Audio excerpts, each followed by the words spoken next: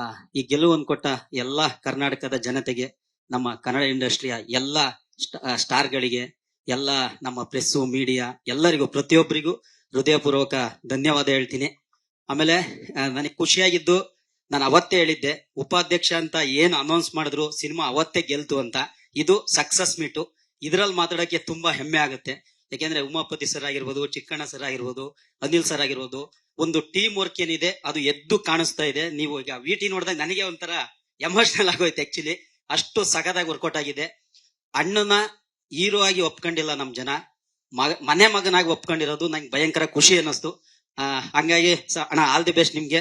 ನೀವೇನ್ ಅನ್ಕೊಂಡಿದ್ದೀರಾ, 3 ವರ್ಷ ಶ್ರಮ ಇವತ್ತು ಫಲ ಕೊಡ್ತಿದೆ ಸರ್. ನಿಮಗೂ ಆಲ್ ದಿ ಬೆಸ್ಟ್ ಅನ್ನೋದಕ್ಕಿಂತ ಕಂಗ್ರಾಟ್ಸ್ ಹೇಳ್ತೀನಿ. ಗೆದ್ದಿದೀವಿ ಆಲ್ರೆಡಿ ಇಡೀ ಟೀಮ್ಗೆ. ಹಾಗೆ ಮಲಾಯಿಕಾ ಮೇಡಮ್ ತುಂಬಾ ಫಸ್ಟ್ನೇ ಸಲ ಅವ್ರ ಜೊತೆಗೆ ನಾನು ಸ್ಕ್ರೀನ್ ಶೇರ್ ಮಾಡಿ, ಜಾಸ್ತಿ ಇಲ್ಲ ಆದ್ರೆ ಸ್ವಲ್ಪನೇ ಇರೋದು.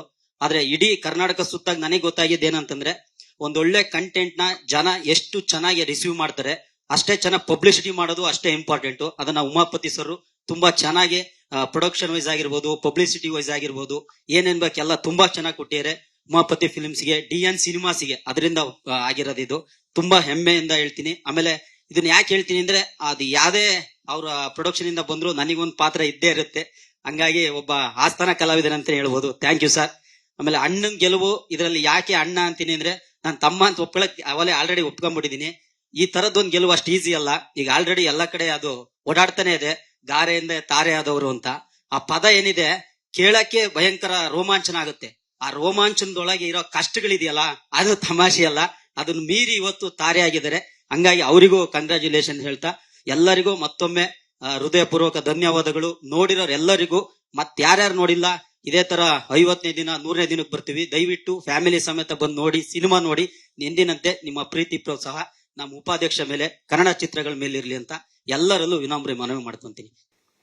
ಈ ಗೆಲುವನ್ನು ಕೊಟ್ಟ ಎಲ್ಲಾ ಕರ್ನಾಟಕದ ಜನತೆಗೆ, ನಮ್ಮ ಕನ್ನಡ ಇಂಡಸ್ಟ್ರಿಯ ಎಲ್ಲಾ ಸ್ಟಾರ್ಗಳಿಗೆ, ಎಲ್ಲ ನಮ್ಮ ಪ್ರೆಸ್ಸು ಮೀಡಿಯಾ ಎಲ್ಲರಿಗೂ ಪ್ರತಿಯೊಬ್ಬರಿಗೂ ಹೃದಯಪೂರ್ವಕ ಧನ್ಯವಾದ ಹೇಳ್ತೀನಿ.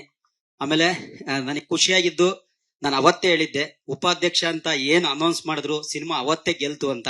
ಇದು ಸಕ್ಸಸ್ ಮೀಟು. ಇದ್ರಲ್ಲಿ ಮಾತಾಡಕ್ಕೆ ತುಂಬಾ ಹೆಮ್ಮೆ ಆಗುತ್ತೆ. ಯಾಕೆಂದ್ರೆ ಉಮಾಪತಿ ಸರ್ ಆಗಿರ್ಬೋದು, ಚಿಕ್ಕಣ್ಣ ಸರ್ ಆಗಿರ್ಬೋದು, ಅನಿಲ್ ಸರ್ ಆಗಿರ್ಬೋದು, ಒಂದು ಟೀಮ್ ವರ್ಕ್ ಏನಿದೆ ಅದು ಎದ್ದು ಕಾಣಿಸ್ತಾ ಇದೆ. ನೀವು ಈಗ ವಿಟಿ ನೋಡಿದಾಗ ನನಗೆ ಒಂಥರ ಎಮೋಷನಲ್ ಆಗೋಯ್ತು. ಆಕ್ಚುಲಿ ಅಷ್ಟು ಸಖತ್ತಾಗಿ ವರ್ಕೌಟ್ ಆಗಿದೆ. ಅಣ್ಣನ ಹೀರೋ ಆಗಿ ಒಪ್ಕೊಂಡಿಲ್ಲ ನಮ್ ಜನ, ಮನೆ ಮಗನಾಗಿ ಒಪ್ಕೊಂಡಿರೋದು ನಂಗೆ ಭಯಂಕರ ಖುಷಿ ಅನ್ನಿಸ್ತು. ಹಂಗಾಗಿ ಅಣ್ಣ, ಆಲ್ ದಿ ಬೆಸ್ಟ್ ನಿಮ್ಗೆ. ನೀವೇನ್ ಅನ್ಕೊಂಡಿದ್ದೀರಾ, 3 ವರ್ಷ ಶ್ರಮ ಇವತ್ತು ಫಲ ಕೊಡ್ತಿದೆ ಸರ್. ನಿಮಗೂ ಆಲ್ ದಿ ಬೆಸ್ಟ್ ಅನ್ನೋದಕ್ಕಿಂತ ಕಂಗ್ರಾಟ್ಸ್ ಹೇಳ್ತೀನಿ. ಗೆದ್ದಿದೀವಿ ಆಲ್ರೆಡಿ ಇಡೀ ಟೀಮ್ಗೆ. ಹಾಗೆ ಮಲಾಯಿಕಾ ಮೇಡಮ್ ತುಂಬಾ ಫಸ್ಟ್ನೇ ಸಲ ಅವ್ರ ಜೊತೆಗೆ ನಾನು ಸ್ಕ್ರೀನ್ ಶೇರ್ ಮಾಡಿ, ಜಾಸ್ತಿ ಇಲ್ಲ ಆದ್ರೆ ಸ್ವಲ್ಪನೇ ಇರೋದು. ಆದ್ರೆ ಇಡೀ ಕರ್ನಾಟಕ ಸುತ್ತಾಗ ನನಗೆ ಗೊತ್ತಾಗಿದ್ದು ಏನಂತಂದ್ರೆ, ಒಂದೊಳ್ಳೆ ಕಂಟೆಂಟ್ ನ ಜನ ಎಷ್ಟು ಚೆನ್ನಾಗಿ ರಿಸೀವ್ ಮಾಡ್ತಾರೆ, ಅಷ್ಟೇ ಚೆನ್ನಾಗಿ ಪಬ್ಲಿಸಿಟಿ ಮಾಡೋದು ಅಷ್ಟೇ ಇಂಪಾರ್ಟೆಂಟ್. ಅದನ್ನ ಉಮಾಪತಿ ಸರ್ ತುಂಬಾ ಚೆನ್ನಾಗಿ ಪ್ರೊಡಕ್ಷನ್ ವೈಸ್ ಆಗಿರ್ಬೋದು, ಪಬ್ಲಿಸಿಟಿ ವೈಸ್ ಆಗಿರ್ಬೋದು, ಏನೇನ್ ಬೇಕೆಲ್ಲ ತುಂಬಾ ಚೆನ್ನಾಗಿ ಕೊಟ್ಟಿದ್ದಾರೆ. ಉಮಾಪತಿ ಫಿಲ್ಮ್ಸ್ಗೆ, DN ಸಿನಿಮಾಸ್ಗೆ ಅದರಿಂದ ಆಗಿರೋದು. ಇದು ತುಂಬಾ ಹೆಮ್ಮೆಯಿಂದ ಹೇಳ್ತೀನಿ. ಆಮೇಲೆ ಇದನ್ನ ಯಾಕೆ ಹೇಳ್ತೀನಿ ಅಂದ್ರೆ, ಅದು ಯಾವ್ದೇ ಅವ್ರ ಪ್ರೊಡಕ್ಷನ್ ಇಂದ ಬಂದ್ರು ನನಗೊಂದು ಪಾತ್ರ ಇದ್ದೇ ಇರುತ್ತೆ. ಹಂಗಾಗಿ ಒಬ್ಬ ಆಸ್ಥಾನ ಕಲಾವಿದರಂತ ಹೇಳ್ಬೋದು. Thank you sir. ಆಮೇಲೆ ಅಣ್ಣನ್ ಗೆಲುವು ಇದರಲ್ಲಿ ಯಾಕೆ ಅಣ್ಣ ಅಂತೀನಿ ಅಂದ್ರೆ, ನಾನು ತಮ್ಮ ಅಂತ ಒಪ್ಕೊಳಕ್ ಅವಲೇ ಆಲ್ರೆಡಿ ಒಪ್ಕೊಂಡ್ಬಿಟ್ಟಿದೀನಿ. ಈ ತರದೊಂದು ಗೆಲುವು ಅಷ್ಟು ಈಸಿ ಅಲ್ಲ. ಈಗ ಆಲ್ರೆಡಿ ಎಲ್ಲಾ ಕಡೆ ಅದು ಓಡಾಡ್ತಾನೆ ಇದೆ, ಗಾರೆಯಿಂದ ತಾರೆ ಆದವರು ಅಂತ. ಆ ಪದ ಏನಿದೆ ಕೇಳಕ್ಕೆ ಭಯಂಕರ ರೋಮಾಂಚನ ಆಗುತ್ತೆ. ಆ ರೋಮಾಂಚನದೊಳಗೆ ಇರೋ ಕಷ್ಟಗಳಿದೆಯಲ್ಲ, ಅದು ತಮಾಷೆ ಅಲ್ಲ. ಅದನ್ನ ಮೀರಿ ಇವತ್ತು ತಾರೆ ಆಗಿದ್ದಾರೆ. ಹಂಗಾಗಿ ಅವರಿಗೂ ಕಂಗ್ರಾಚ್ಯುಲೇಷನ್ ಹೇಳ್ತಾ, ಎಲ್ಲರಿಗೂ ಮತ್ತೊಮ್ಮೆ ಹೃದಯಪೂರ್ವಕ ಧನ್ಯವಾದಗಳು. ನೋಡಿರೋರು ಎಲ್ಲರಿಗೂ, ಯಾರ್ಯಾರು ನೋಡಿಲ್ಲ, ಇದೇ ತರ 50ನೇ ದಿನ 100ನೇ ದಿನಕ್ಕೆ ಬರ್ತೀವಿ. ದಯವಿಟ್ಟು ಫ್ಯಾಮಿಲಿ ಸಮೇತ ಬಂದು ನೋಡಿ, ಸಿನಿಮಾ ನೋಡಿ.